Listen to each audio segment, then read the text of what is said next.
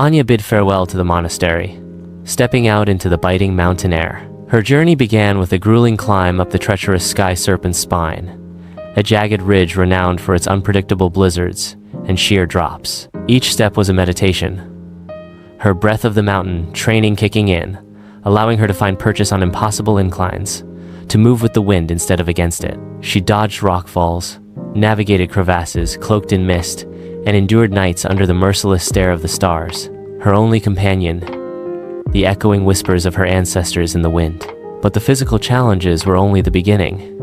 As she ascended higher, the air grew thin, not just of oxygen, but of clarity. The shadow serpent's influence seeped into the very fabric of the mountain. Illusions began to plague her. Phantom blizzards that stung her skin with ice that wasn't there. Echoes of Tashi's laughter from distant, empty valleys. And worst of all, visions of her parents, gaunt with grief, begging her to abandon her foolish quest. Anya relied on Rinzen's teachings, using her inner stillness to discern true reality from the serpent's insidious deceits, grounding herself with the earth beneath her feet and the solid rhythm of her own breath. Her path eventually led her into a labyrinth of echoing caves, passages winding deep into the mountain's core. Here, the air was thick with a cloying dread. The walls seemed to breathe, and strange, distorted shadows danced just beyond her vision. Within these caves, Anya encountered her first true physical challenges beyond the elements, corrupted remnants of the mountain's ancient guardians. These were not mythical creatures, but grotesque, distorted forms of Himalayan wildlife. A once noble snow leopard now twisted by the serpent's darkness, their eyes burning with malevolent green light. Anya's martial arts became her shield and her sword.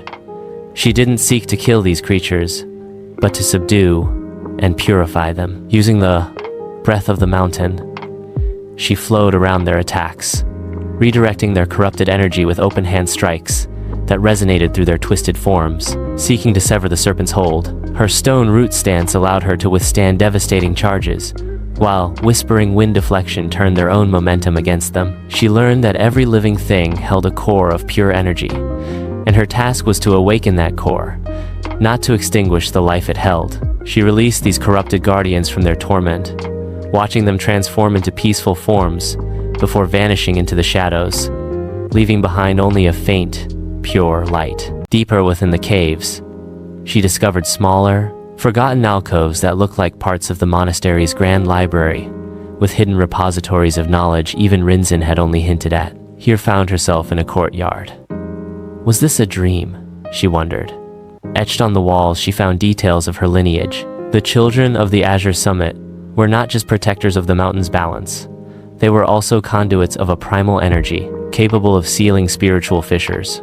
She learned that Heart Seal, a powerful technique passed down through her bloodline. Anya knew that she is meant to neutralize the Shadow Serpent's core without destroying the life it had encased. It required absolute spiritual purity and immense physical control. She also found depictions of the Serpent's victims, not just as shadows, but as fully transformed beings asking her to return home. Anya suddenly had a chilling vision depicted a young man, undeniably looked like Tashi standing beside a contorted form, with eyes full of evil green light. The vision confirmed her worst fears.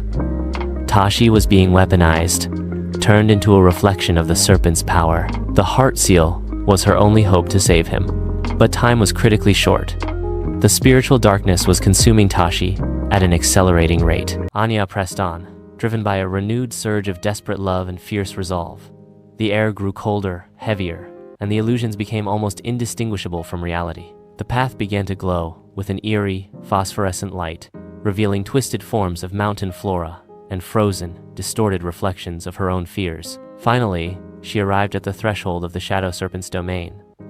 It was a vast, cavernous maw on the mountain, pulsating with a sickening, greenish-black light. A frigid wind, laden with the cries of lost souls, swept out from within, and there, standing guard at the entrance, was a figure that shattered her heart.